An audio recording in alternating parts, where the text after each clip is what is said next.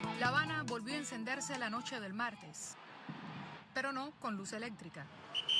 Desde la escalinata de la Universidad de La Habana, la Marcha de las Antorchas volvió a recorrer las calles en un acto que el régimen cubano presenta como tributo a José Martí, pero que, una vez más, sirvió como plataforma política en un contexto marcado por el deterioro de la situación interna y el aumento de las tensiones con Estados Unidos. Cuba va a caer muy pronto, dijo el presidente Donald Trump, quien desde Iowa volvió a referirse a la situación de la isla, asegurando que el país está al borde del colapso en medio de su profunda crisis económica y del deterioro de sus alianzas internacionales. Sin el petróleo venezolano, el régimen cubano encontró en México su nuevo salvavidas. Pese a que Pemex pausó un cargamento de crudo esta semana, la presidenta mexicana reiteró hoy que el respaldo a La Habana continuará. Que es una decisión soberana de México el enviar ayuda humanitaria y con Pemex en términos del contrato cuando envía. Desde el Congreso, Carlos Jiménez criticó hoy en X la postura del gobierno mexicano, calificando de patética la decisión de seguir enviando petróleo a Cuba en un apoyo que, según dijo, sostiene a la dictadura. Tiene que parar ese subsidio de petróleo a Cuba que está manteniendo ese régimen que ha oprimido su pueblo por 65 años. En medio de todo esto, el régimen cubano recurre a la propaganda, difundiendo en la televisión nacional escenas que proyectan al país como si estuviera en guerra. El imperialismo tenga que calcular cuál sería el precio de agredir a nuestro país.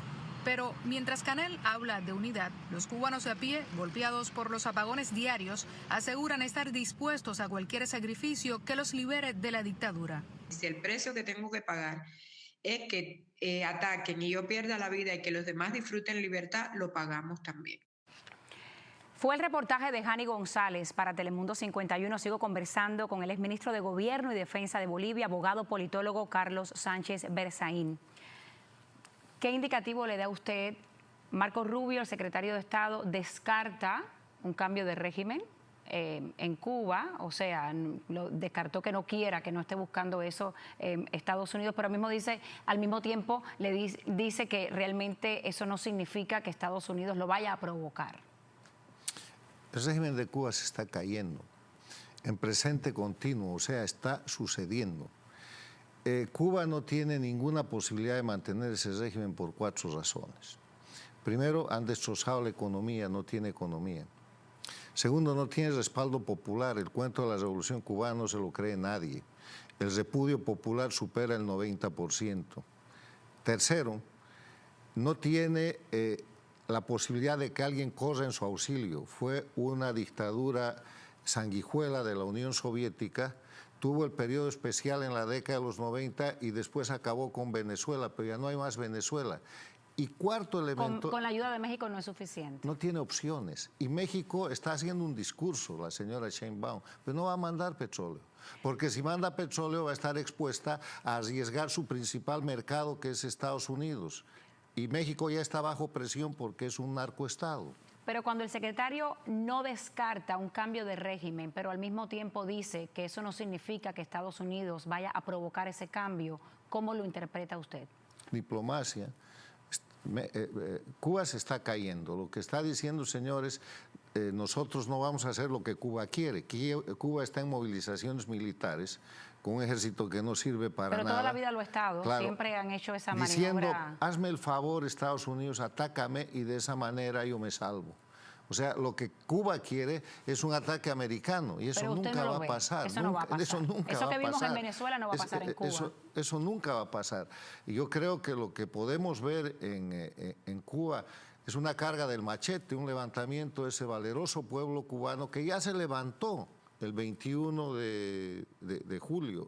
Pero la represión en Cuba es muy dura. Pero ahora no va a haber esa represión. Y en Cuba no hay prensa como la hay en Venezuela. Sí, pero en este momento no hay dictadura que pueda reprimir. Mira lo que está pasando en Irán.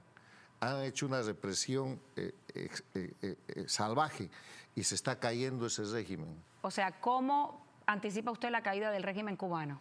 Con un movimiento interno muy sólido. Porque la gente se tiene que votar para la calle. El pueblo cubano está en la calle, pero lo que necesita es un momento de expresión. Han desarticulado los liderazgos, pero el pueblo cubano sigue. Le quiero dar una estadística. El año pasado en Cuba han habido más de 4.000 manifestaciones. O sea, después del 21 de julio... Pero las neutraliza el gobierno sí, rápidamente. las aplaca, pero sí... Y nadie quiere ir a una cárcel en Cuba. Pero no terminan. Cuba es el país con la mayor cantidad de presos políticos. Prisoner Defenders ha certificado 1.300 presos políticos. Correcto, pero lo que estamos viendo es que en Cuba no hay una oposición organizada como la hay en Venezuela, eso está claro.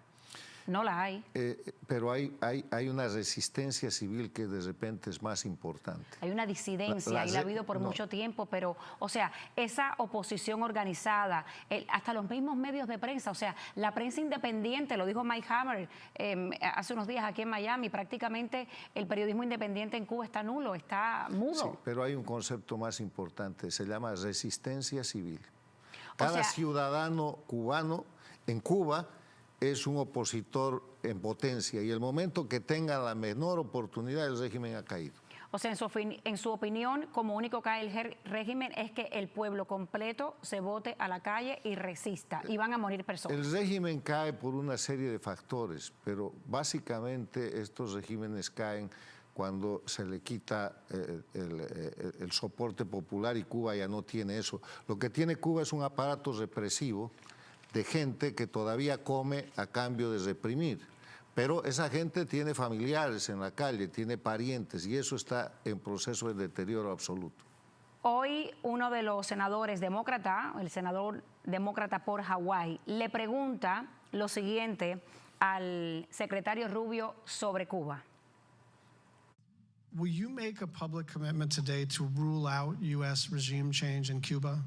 Regime change? Yes. Oh, no, I think we would love to see the regime there change. We would like to, that doesn't mean that we're going to make it change, but we would love to see it change. There's no doubt about the fact that it would be of great benefit to the United States if Cuba was no longer governed by an autocratic regime. But you know what we mean by regime change. We don't mean, I wish someone else were in charge. When we talk about regime change, we're talking about using the power of the United States, usually kinetic power, but often other kinds of coercion and I'm not even saying that that's always not in our interest. I'm just saying, I'm not asking you whether we would prefer a different kind of government. I'm asking whether you are trying to precipitate the fall of the current regime. Yeah, but that's statutory. The Helms-Burton Act, the U.S. embargo on Cuba is codified. It was codified in law, and it requires regime change in order for us to lift the embargo. Brillante Rubio en su respuesta, porque Estados Unidos sabe desde hace mucho tiempo que su seguridad interna, su seguridad nacional, pasa por la desaparición de la dictadura de Cuba.